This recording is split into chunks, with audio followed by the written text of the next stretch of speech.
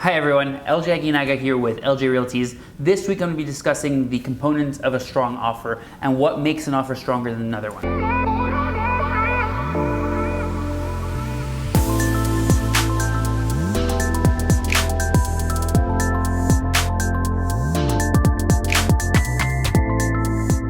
So we're going to break it down in order that the offers are drafted up. The first part obviously is the price. Price is usually the main component of the offer. We're discussing large amounts and obviously people are going to come down to the price. However, there are a couple of different things that we can do to make an offer that might not be the highest price be more attractive to a seller in certain situations, okay?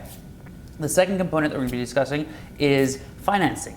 Are you buying the property cash? Are you putting as little as 5% down? Are you putting 20% down? Depending on the amount of mortgage that you're looking for, it's going to either reassure the seller or give him a little bit less confidence. The only other thing we can do to prevent sort of less confidence or more doubt in an offer with 5% is to have a pre-approval. If we already have a pre-approval for the amount that we're offering, then obviously that removes a lot of the uncertainty from the equation, okay? Next, we're going to be discussing the inspection. Okay, when discussing the inspection, a lot of the time we have to look at the delays on the inspection. That's what's usually most important because 99% of the time we're going to be inspecting the property. I always recommend my clients to inspect the property. The only exception to that rule is really if it's a general contractor that at the time of the visits, he did an inspection and he feels very comfortable with the property based on what he's looked at and assessed. That would be kind of one of the only situations. Other than that, we have to inspect the property, okay? Next, we got to talk about documents. What documents did we ask to review? What delays did we ask to review? Delays play a big part of the offer and sort of how long things are going to take. So we usually request taxes, leases, certificates of location, all that stuff. But if we ask for more than we really need, then sellers sometimes get a bit uneasy. Why are they asking for all this and whatnot, okay? Next, we're looking at inclusions and exclusions.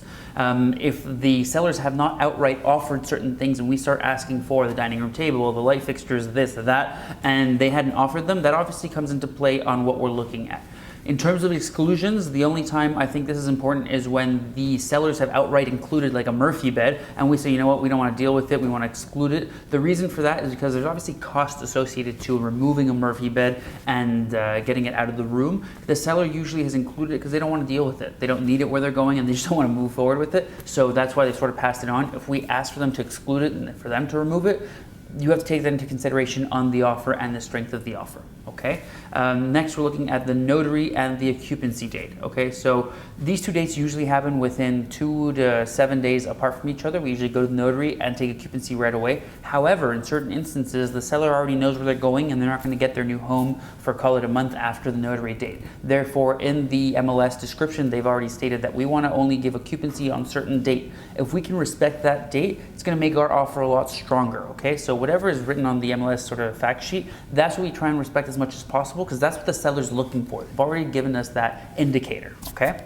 Next, we're talking about general sort of conditions. At the end, we have a section where we can include additional conditions, whether that's requesting a new certificate of location, whether that's requesting several visits after, or anything else in between. It really comes down to how many people we're competing against and whether we actually need those things or not. We try to make offers as clean as possible, especially in the current Montreal market where there's so many multiple offer situations. We want to make things less questions asked and kind of the cleaner the better, okay? So I look forward to hearing back from you guys, reading your comments. If you have any questions about what strategies we use in order to ensure that our offers are stronger than some of the other ones out there, feel free to contact me. Thanks a lot for watching.